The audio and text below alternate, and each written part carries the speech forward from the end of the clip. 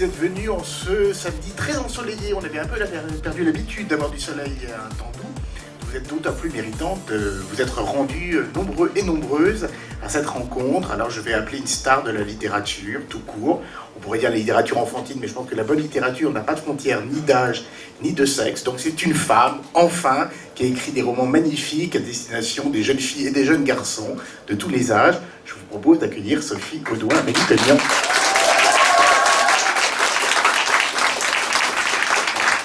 Et il vous revient la place d'honneur, scène centrale. Voilà, puisque... Bonjour.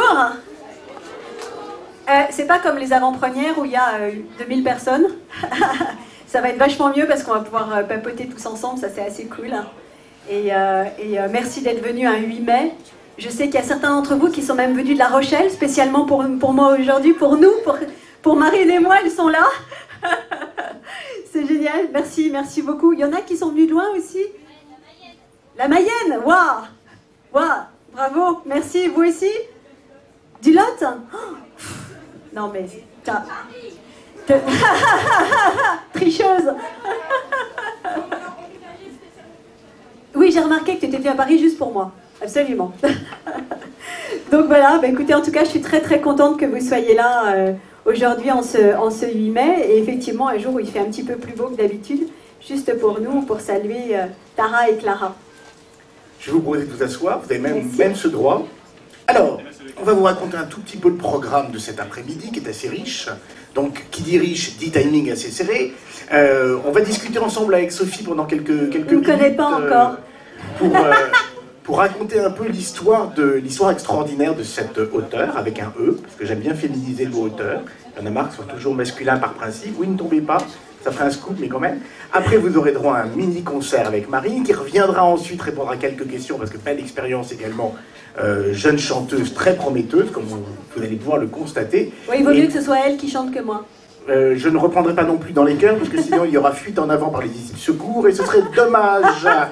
Et puis vous aurez droit, parce que j'ai vu beaucoup de fans serrer fébrilement quelques ouvrages entre leurs mains, donc je pense qu'il y aura droit également à une séance de dédicace. Et vu la manière dont vous avez accueilli quelques fans à la porte d'entrée, visiblement il y a une grande fidélité entre vous et le public. Absolument, absolument. En fait, je connais beaucoup d'entre eux parce qu'ils sont des fidèles d'entrée des fidèles, donc ils viennent souvent lors de mes dédicaces. Et ce sont des courageux parce que certains d'entre eux n'hésitent pas à faire plusieurs heures de queue pour venir me voir. Et c'est beaucoup mieux, merci. J'étais en train d'envisager l'inultoire. Donc, ouais, bien sûr, j'en connais plein, c'est cool. Et puis ils me suivent depuis 7 ans déjà. Ce que j'allais dire, première question, je n'avais pas pensé poser d'emblée comme ça, mais cette fusion avec le public, avec votre lectorat, d'abord vous adorez ça, parce que vous m'avez pratiquement parlé de 2000e séance de dédicace en 7 ans de carrière. Est-ce que ça nourrit d'une certaine manière votre travail aussi? Est-ce que les remarques qu'elles vous font, ou qu'ils vous font sur l'évolution des héros, sur les partis pris que vous avez pu prendre, est-ce que de temps en temps ça titille quelque chose en vous? Est-ce que l'auteur... Non, parce qu'en fait, quand il y en a une moitié qui aime un truc et l'autre moitié qui déteste. Donc c'est juste pas possible de prendre en compte. Par exemple, Shemna Shao Virodatrachivu, il y a la moitié qui adore, il trouve ça génial que le dragon ait un nom aussi long, puis il y a l'autre moitié qui dit oh non mais ça va pas, non. T'es complètement dingue. Donc je peux pas prendre en compte les avis des fans, c'est juste pas possible. Bon, alors on va commencer un tout petit peu à parler de vous, parce que le parcours est assez impressionnant. Ben, on va en avoir pour 12 heures là, si vous voulez. Oh ben moi ça ne me dérange pas, et je ne pense pas que ça dérange beaucoup le public. S'il y a quand même une anecdote qui moi m'intéresse, c'est que vous avez écrit à partir de l'âge de 12 ans. Ah oui, alors je reçois plein de mails de jeunes auteurs de 10-11 ans qui me disent waouh, c'est génial, t'as commencé à écrire, moi aussi, j'ai 12 ans, j'ai commencé à écrire. Oui, sauf que j'ai commencé mon premier livre à 25 ans, j'ai été édité à 40, si vous voulez. Donc, on n'a pas dit que ça c'était une... Voilà, donc effectivement, j'ai commencé à écrire à 12 ans, je n'ai pas été édité à 12 ans, parce qu'il y en a plein qui confondent un peu, en fait, entre les deux. Moi, ce qui m'intéresse, c'est qu'à 12 ans, qu'est-ce qu'on a envie d'écrire? Pourquoi est-ce qu'on a envie d'écrire qui est une activité plutôt solitaire, qui n'est pas une activité facile, il faut beaucoup jeter pour garder quelques trucs. Vous êtes une jeune femme solaire, joyeuse, pleine de vie. Qu'est-ce qui fait que vous allez choisir une activité à l'enfance et à l'adolescence qui vous coupe un peu du monde parfois? Bah en fait, j'étais clouée par une crise d'appendicite pendant 3 semaines au lit. J'ai pas eu le choix. Merci l'appendicite. Voilà, donc comme à l'époque, ça commençait le jeudi, je sais pas si vous vous souvenez, enfin non, vous risquez pas, vous n'étiez pas nés. Ça commençait par Aujourd'hui Madame, et jusqu'à 2 h, on avait la mire. Waouh! Et donc effectivement, j'avais pas de télévision, j'avais plus rien à lire, je m'ennuyais comme un rat mort, donc j'ai créé mon premier livre de fantaisie qui s'appelait Chanteclair, le petit phénix d'or qui était poursuivi par des méchants charbonniers qui voulaient le transformer en lingot. Et donc c'est mon premier livre de fantasy, et tout de suite j'ai commencé par ce genre que j'adorais. Oui, alors justement, pourquoi la fantaisie? Est-ce qu'il y avait déjà des lectures quand vous aviez cet âge-là, quand vous aviez 12-13 ans, qui vous... Parce que moi je me souviens pas, non, on a à peu je près pense le que même âge, c'est juste parce que on je peut suis le dire. bizarre. Non, je suis Très beaucoup bien. plus vieille que vous. Non, malheureusement j'ai regardé, je ne le dirai pas, mais on avait connu la mire d'Actari et aujourd'hui Madame, interminable aujourd'hui Madame. Ok, bon alors un copain.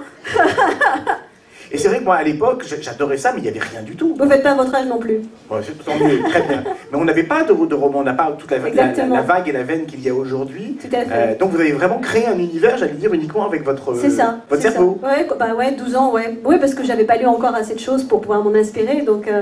Excusez-moi de ce cliché, mais c'est plutôt un truc de mec, la fantaisie, non? Ouais, quand j'étais petite, en fait, j'étais la seule qui lisait les X-Men et tous les trucs comme ça. Ah, Strange. Oui, les garçons, ils étaient là, ouais, c'était super pour eux. Excusez-nous, hein, vous avez plus de 40 ans qui se retrouvent, vous savez, il y a un moment où il y a un côté, ouf, on est entre nous, on va parler. Pour eux, Serval, tout ça, c'était vachement familier, Wolverine, tout ça, c'était vachement familier. Mais les filles, elles me regardaient, ah bon, t'as pas lu le dernier Alice? Ah ben non. Oh, bah, je suis désolée. Et puis la comtesse de Ségur, non, c'est joli, mais enfin bon, tu fais, moi je fight avec des nanas avec des super poitrines, des mecs avec des gros muscles. Ah, c'était trop cool. Alors comment cette crise d'appendicite qui met, j'allais dire, la jeune auteure, le pied à l'étrier, dans un univers de garçons, devient un auteur à 25 ans qui, voilà, va vraiment écrire. Alors là, ça a été un roman. bébé. Le premier, ça a été une crise d'appendicite, le deuxième, ça a été le bébé. Pas de rapport de cause à effet, non? Non, ça fait mal dans les deux cas. Mais le résultat dans l'un des cas est quand même plus agréable Voilà, que dans le l'autre. résultat dans l'un des cas est juste top, voilà. Donc là, bébé, moi je pensais qu'il allait se passer plein de trucs extraordinaires et tout, et pas du tout. Elle ronflait 14 heures par jour. D'ailleurs, toutes mes copines me haïssaient parce que j'étais la seule dont le bébé dormait très très bien. Et je m'ennuyais. Et donc, en relisant Shakespeare, Songe d'une nuit d'été, je m'étais refaite l'intégrale de Shakespeare, que j'adore, qui est juste mon maître, Shakespeare.